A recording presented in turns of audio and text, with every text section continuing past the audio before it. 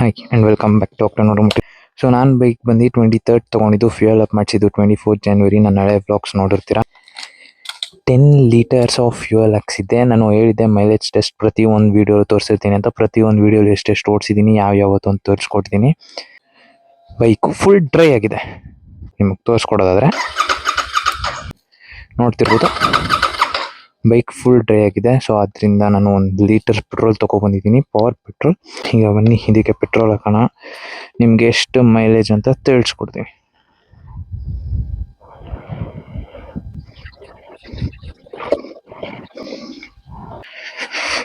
Petrol ಹಾಕಿ ಆಯಿತು. So ನನ್ನ ಮನೆ ಹತ್ರ ಬಂದು ನೆನ್ನೆ ವಿಡಿಯೋ ಮುಗಿಸ್ಕೊ ಬಂದಾಗ ಡ್ರೈ ಆಗಿ ಸ್ಟಾಪ್ ಆಯಿತು. ಸದ್ಯ ಬೇರೆ ಎಲ್ಲೂ ಆಗಿರಲಿಲ್ಲ. ಬನ್ನಿ ಒಂದು ಕೋಲ್ಡ್ ಸ್ಟಾರ್ಟ್ ಮಾಡಿಬಿಡೋಣ.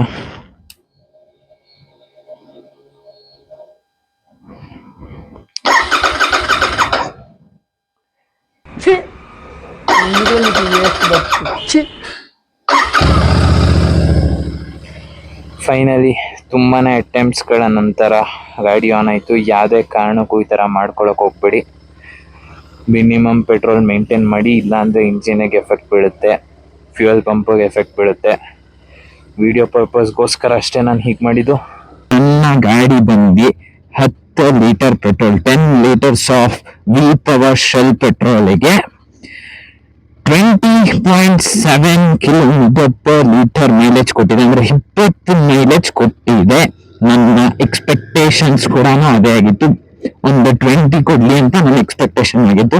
ಎಕ್ಸ್ಪೆಕ್ಟೇಷನ್ಸ್ ಇದು ಫುಲ್ಫಿಲ್ ಮಾಡಿದೆ. Most of the case scenario ಸಿಟಿಲೇ ಯೂಸ್ ಮಾಡಿರೋದ್ರಿಂದ so 20 is a good mileage according to me. Before first service ಆದ್ಮೇಲೆ ಏನ್ ಮೈಲೇಜ್ ಕೊಡುತ್ತೆ ಅಂತ ಮತ್ತೆ ಒಂದ್ಸತಿ ಟೆಸ್ಟ್ ಮಾಡೋಣ. ನಮ್ಮ ತೇಜಸ್ ಅವ್ರನ್ನ ನಾವು ಪಿಕ್ ಮಾಡ್ಕೊಂಡು ಮತ್ತೆ ಶೆಲ್ಗೆ ಹೋಗಿ ಫ್ಯೂಯಲ್ ಹಾಕ್ಸ್ಕೊಂಡು ಬರೋಣ. ಈಗ ನಮ್ಮ ತೇಜಸ್ ಅವರು ಇಲ್ಲೇ ನಮ್ಮ ಮನೆ ಸರೌಂಡಿಂಗ್ ಅಲ್ಲೇ ಇಲ್ಲೇ ಇದ್ದಾರೆ, ಅವ್ರನ್ನ ಪಿಕ್ ಮಾಡ್ಕೊಬೋಣ. ಅವ್ರನ್ನ ಪಿಕ್ ಮಾಡಿ ಈಗ ನಾವು ಶೆಲ್ ಪೆಟ್ರೋಲ್ಗೆ ಹೋಗೋಣ. ಸೊ ನಂದು ಟೋಟಲ್ ಕಿಲೋಮೀಟರ್ಸ್ ಬಂದು 292 ಹೊಡಿದೆ. ಇನ್ನು 200 ಕಿಲೋಮೀಟರ್ಸ್ ಆಗ್ತಿದಂಗೆನೆ ಫಸ್ಟ್ ಸರ್ವಿಸ್ ಮಾಡಿಸೋದೆ. ಅದನ್ನು ವಿಡಿಯೋ ಮಾಡ್ತೀವಿ. ಫಸ್ಟ್ ಸರ್ವಿಸ್ ನಮ್ಮ GT2 ಏನು ಕಾಸ್ಟ್ ಬೀಳುತ್ತೆ ಅಂತ. ಸೊ ನನ್ನ ಫ್ರೆಂಡ್ ಮಾಡಿಸಿದ್ದಾನೆ ಫಸ್ಟ್ ಸರ್ವಿಸ್. ವಾ, ಯಾಕೋ ಇಂಜಿನಲ್ಲಿ ಲೈಟ್ ಬರ್ತಾ ಇದೆ ಗೈಸ್. ಯೂಶುವಲಿ ನಾವು ಸ್ಟಾರ್ಟ್ ಮಾಡಿದ್ಮೇಲೆ ಈ ಇಂಜಿನ್ ಲೈಟ್ ಹೋಗ್ಬೇಕು. ಯಾಕೆ ಇಂಜಿನ್ ಲೈಟ್ ಬರ್ತಿದೆ? ಫ್ಯೂಯಲ್ ಇಲ್ಲ ಅಂದ್ರೆ ಇಂಜಿನ್ ಲೈಟ್ ಬರುತ್ತೆ, ಅಥವಾ ಏನಾದ್ರು ಪ್ರಾಬ್ಲಮ್ ಆಗಿದ್ಯಾ ಗೈಸ್? ನೋಡೋಣ ಒಂದ್ಸತಿ. ಈಗ ಆಫ್ ಮಾಡಿ ಮತ್ತೆ ಆನ್ ಮಾಡಿ ನೋಡೋಣ. ಇನ್ನೂ ಸರಿ ಹೋಗ್ಲಿಲ್ಲ ಅಂದ್ರೆ will just go for Royal Enfield.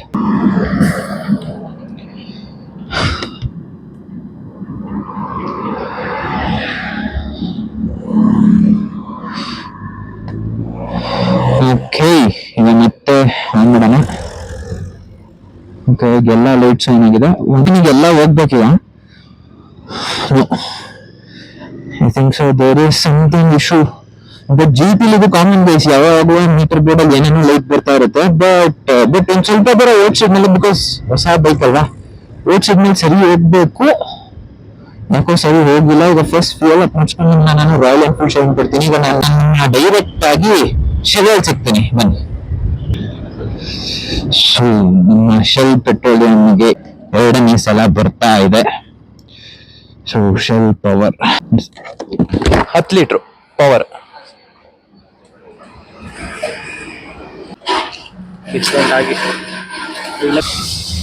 So 10 litres of fuel done. 10 litres of fuel ಹಾಕ್ಸಿ ಆಯ್ತು. ಈ ಲೀಟರ್ಸ್ ಅಲ್ಲಿ 207 ಅಪ್ರಾಕ್ಸಿಮೇಟ್ಲಿ 20.7 ಕಿಲೋಮೀಟರ್ಸ್ ಪರ್ ಲೀಟರ್ ಇದು ಮೈಲೇಜ್ ಕೊಟ್ಟಿದೆ. ಈಗ ನಾನು ನಿಮ್ಗೆ ಡೈರೆಕ್ಟ್ ನಮ್ಮ ರಾಯಲ್ ಎನ್ಫೀಲ್ಡ್ ಶೋರೂಮ್ ಅಲ್ಲಿ ಸಿಗ್ತೀನಿ. ಯಾಕೆ ಅಂದ್ರೆ ನಾನು 8 ಕಿಲೋಮೀಟರ್ಸ್ ಈಗ ಬಂದೆ. ನನ್ನ ಮನೆಯಿಂದ ಶೆಲ್ಗೆ 8 ಕಿಲೋಮೀಟರ್ಸ್ ಇದೆ. ಸೊ 8 ಕಿಲೋಮೀಟರ್ಸ್ ನಾನು ಬಂದೆ. ಸ್ಟಿಲ್ ಇಂಜಿನ್ ಲೈಟ್ ಹಾಗೆ ಇದೆ. ಆಫ್ ಮಾಡಿದ್ಮೇಲೂ ಕೂಡ ಇನ್ನೂ ಹಾಗೆ ಇದೆ. ನಾವು ಈಗ ರಾಯಲ್ ಎನ್ಫೀಲ್ಡ್ ಶೋರೂಮ್ ಹೋಗಿ ಒಂದ್ಸತಿ ಚೆಕ್ ಮಾಡಿಸ್ಬಿಡೋಣ ಹೊಸ ಬೈಕ್ ಗೈಸ್. ಐ ಹೋಪ್ ಹೊಸ ಬೈಕ್ ಇಟ್ಟಿರೋರಿಗೆ ಗೊತ್ತಾಗುತ್ತೆ ಹೇಗಿರುತ್ತೆ ಫೀಲಿಂಗ್ ಅಂತ. ಅದು ಚೆಕ್ ಇಂಜಿನ್ ಲೈಟ್ ಬಂದ್ಬಿಟ್ರಂತೂ ಸ್ವಲ್ಪ ಭಯ ಜಾಸ್ತಿನೇ ಇರುತ್ತೆ. ಈಗ ನಾನು ನಿಮಗೆ ಡೈರೆಕ್ಟ್ ರಾಯಲ್ ಎನ್ಫೀಲ್ಡ್ ಶೋರೂಮಲ್ಲಿ ಸಿಗ್ತೀನಿ. ಚೆಕ್ ಮಾಡಿಸ್ಬಿಡೋಣ ಏನಾಗಿದೆ ಅಂತ.